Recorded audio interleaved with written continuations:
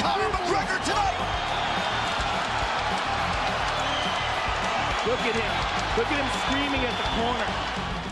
Pencinta olahraga bela diri pasti kenal dengan sosok satu ini.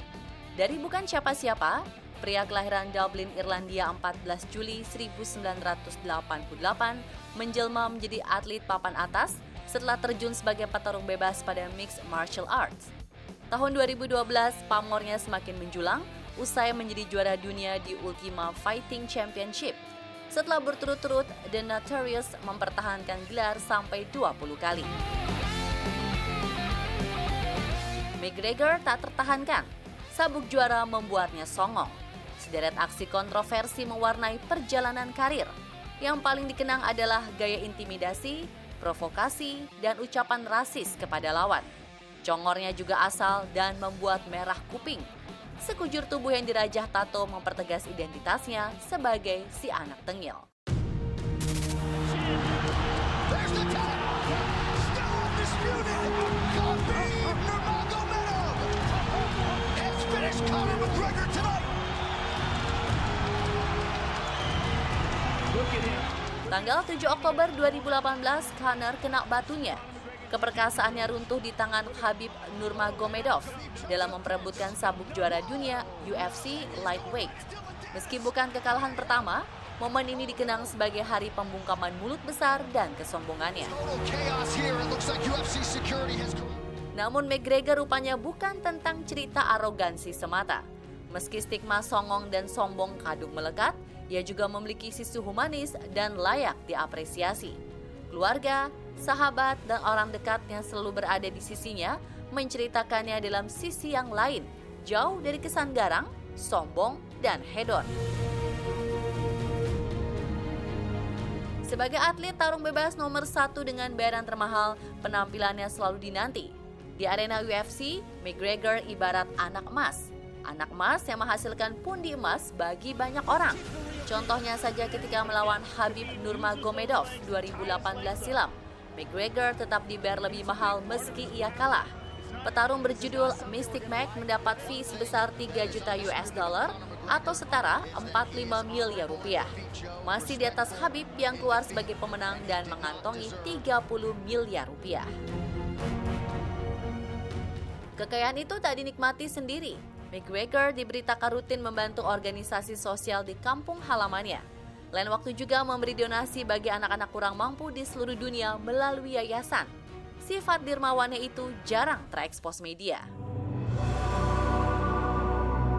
Mendapat bayaran selangit, tak heran bila banyak orang yang berpendapat jika ia adalah sosok sombong dan gemar hura-hura.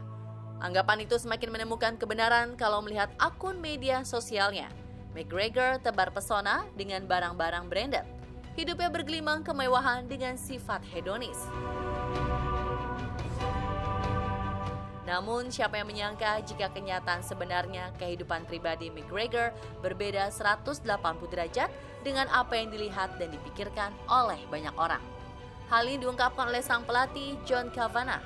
Ia memastikan kalau anak asuhnya adalah pribadi yang sederhana, bahkan bukan termasuk orang yang gemar menghambur-hamburkan uang meski mudah mendapatkannya. Rupanya semua barang mewah yang dikenakan hanyalah pesan sponsor yang wajib dipromosikannya.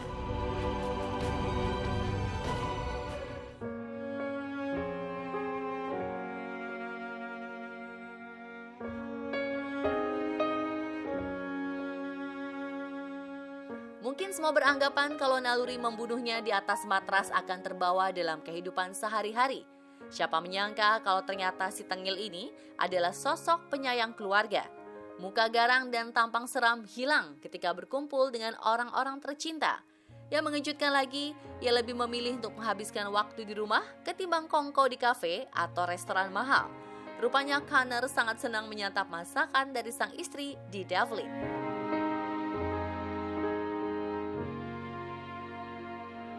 Dalam beberapa kesempatan terlihat pula kala ia sering turun tangan mengasuh sang anak di sela latihan dan kesibukan. Teknik bantingan dan kuncian tak berlaku saat berada di rumah. Sekonyong yang menjadi sosok yang lembut untuk anak-anaknya.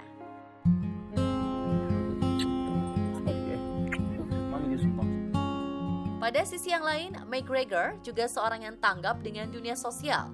Hal ini dibuktikan dengan menjadi aktivis HAM dan meyakini atas kesamaan gender, warna kulit, maupun keyakinan masing-masing orang. Petarung yang mengawali karir di tahun 2008 ini pernah memberikan donasi yang cukup besar kepada badan amal milik sang calon lawan di ajang UFC 257 Dustin Poirier. Diketahui ia menyumbang uang senilai 500.000 US dollar atau setara 7,5 miliar rupiah kepada The Good Fight Foundation yang dikelola istri Dustin.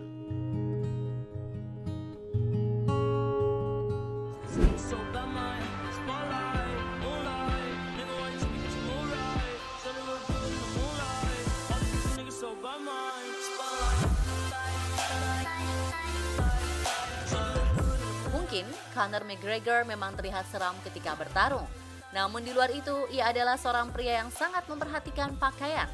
Pada tahun 2014, ia pernah dinobatkan sebagai pria paling stylish pada acara VIP Peter Mark Awards di Irlandia. Panelis menilai ia sangat memperhatikan penampilan dan memiliki selera tinggi dalam berbusana.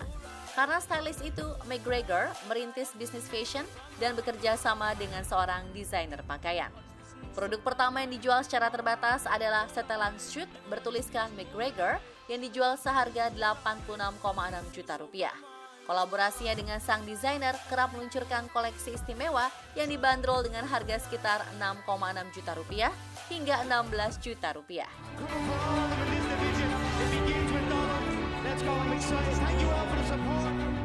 Demikianlah sisi lain dari sang petarung yang sudah menumbangkan 18 lawan dengan KO. Conor McGregor mungkin memang terlihat arogan, rasis, dan bengis. Itu semua semata tuntutan profesi, juga refleksi dari masa lalunya yang kerap menjadi korban perundungan. Tak cukup nilai dari satu sisi dan tampak depan, pada bagian yang lain, si tengil itu ternyata memiliki hati yang dermawan, berjiwa sosial tinggi, tulus, dan penuh cinta kasih.